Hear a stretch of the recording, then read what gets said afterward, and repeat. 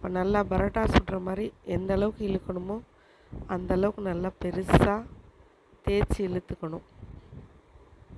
அதே மாதிரி தான் பரோட்டாக்கு மாவு பிசைகிற மாதிரியே பிசைஞ்சு எடுத்துக்கிட்டு அது கூட என்ன பண்ணிடணும், மட்டன் கைமாவும் கோஸும் போட்டு நம்ம கிரேவி அதாவது வதக்கி எடுத்துக்கணும்.